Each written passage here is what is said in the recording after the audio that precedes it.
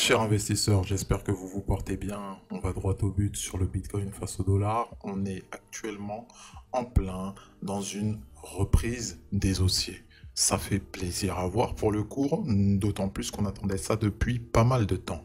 On va voir donc en détail comment cela s'est déroulé et de quelle manière les acheteurs ont repris du terrain. On commence sans plus tarder avec nos indicateurs phares, le RSI donc en période 50 qui reprend également du terrain en allant visiter les niveaux de 55. Pour ce qui est du MACD, on constate notre croisement toujours effectué, les histogrammes vont toujours de plus en plus bas, cependant on constate un léger regain des courbes qui le composent. Allons actuellement sur l'unité de temps journalière. De quoi on s'aperçoit? On s'aperçoit tout d'abord que la journée d'hier a été complètement haussière. On ajuste le graphique, on met l'ensemble de nos niveaux et ce qu'on constate, c'est que on a cassé tout d'abord le niveau fort qui était autour de 35 000, 36 000 pour aller directement se loger au sein de notre ancienne zone de compression qu'on va voir dans les unités de temps inférieures et qui se situe approximativement entre 37 000 et 42 000. Donc actuellement, vous voyez que le cours témoigne d'une reprise des acheteurs, ce qui semble bon signe, d'autant plus qu'on se rapproche progressivement de la Tenkan. On ne l'a pas forcément cassé actuellement, il faut voir. On constate même qu'en unité de temps 4 heures, on est au sein du nuage, c'est-à-dire qu'on a cassé le nuage de manière franche. On se situe au sein de celui-ci, certes, mais actuellement on se situe sur le bas de nuage. Prenons le temps de constater qu'on a cassé la Tenkan et la Kijun également. On se situe donc au sein de notre ancienne zone de compression dont on parlait et on évolue au sein de celle-ci. Va-t-on la casser? C'est effectivement les objectifs haussiers de la journée. Si on devait se diriger au niveau des 42 000 et qu'on les cassait de manière franche, vous êtes quasiment assuré de revoir les 45 000. Si on casse de manière franche les 38 000, eh ben vous êtes sûr qu'on va retourner au sein de cette zone basse de compression, c'est-à-dire au niveau des 35 000. Donc, allons directement sur l'unité de temps 1 heure pour également constater ce qu'il s'y passe. C'est assez intéressant, d'autant plus qu'on a cassé le nuage à la hausse après une belle reprise haussière, tendance haussière clairement établie.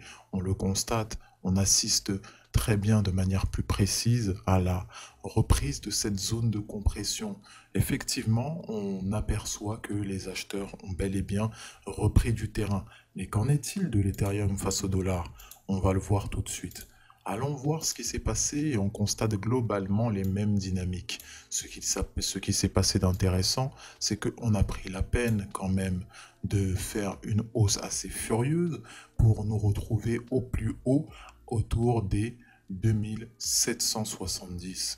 On est non loin des 2800 donc, et ce qui conforte encore une fois de plus notre réintégration d'anciennes zones de compression qui a pour plus haut les 2900, rappelons-le.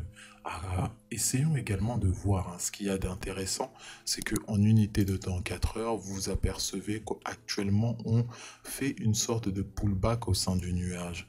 Donc, allons-nous assister à une petite respiration suite à l'ensemble des heures haussières qui se sont produites, parce qu'on va voir que la journée sur l'Ethereum hier était vraiment, vraiment haussière, et bah, peut-être une petite respiration suite à cette hausse. Donc, dans un premier temps, nous irons se loger au niveau des 2500. Et si c'est la hausse qu'on devrait poursuivre, et ben vous le savez qu'on va d'abord casser les 2800. Les 2900, peut-être nous ferons barrage dans un premier temps parce qu'ils servent encore une fois du haut de zone de compression. Et si on les casse, vous savez naturellement que c'est les 3200 qu'on ira visiter. Allons donc en unité de temps journalière. Et qu'est-ce qu'on voit? Ce qu'on voit, c'est très simple, c'est parlant, c'est même très clair. On constate une cassure du nuage à la hausse. Pourquoi c'est important? Parce qu'on a spécifié hier durant notre analyse que on avait cassé le nuage Ishimoku par le bas. On pensait donc à un signal clair et évident de la volonté des vendeurs de vouloir s'imposer en dessous de ce nuage, d'autant plus en unité de temps journalière. Donc c'était un signal assez fort.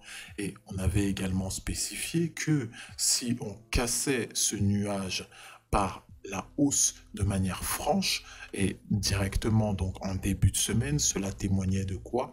D'un rebond au sein de ce nuage. Donc c'est actuellement ce qu'on semble avoir, un rebond au sein de ce nuage immédiat et complètement explicite des acheteurs. Les acheteurs veulent reprendre du terrain, veulent rentrer encore une fois dans la partie et ne se laissent pas intimider par les vendeurs. C'est exactement ce qu'on veut voir, exactement ce qu'on attendait et actuellement c'est donc en train de se passer. Ceci étant, vous constatez à quel point la hausse de ce chandelier a été suprême, dans le sens où nous avons avalé l'ensemble des 2 journées précédentes. C'est un signal chartiste très puissant. Ceci dit, il ne faut pas oublier que ici nous avons donc une extrême zone de compression. Il ne faut pas oublier la journée précisément du 20 mai et du 21 mai qui nous témoignait d'une zone de latéralisation extrême.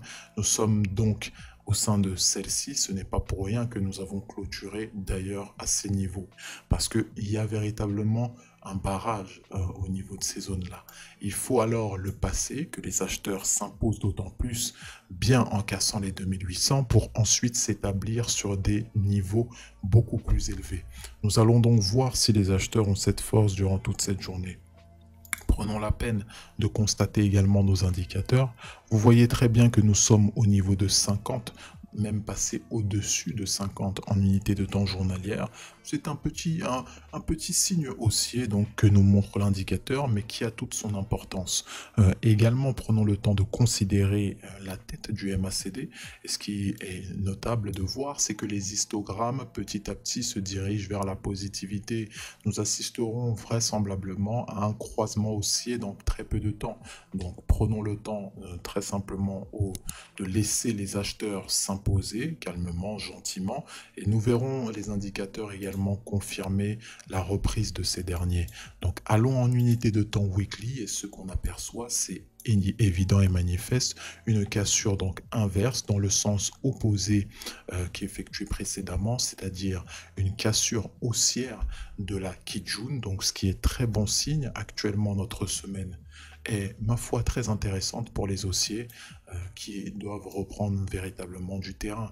Encore une fois de plus, vous apercevez une reprise haussière globale de l'ensemble de nos marchés, ce qui n'est pas pour nous déplaire, ce qui fait, je suppose, plaisir au portefeuille de tout un chacun. Prenez donc le temps de gérer votre portefeuille de la meilleure manière qui soit.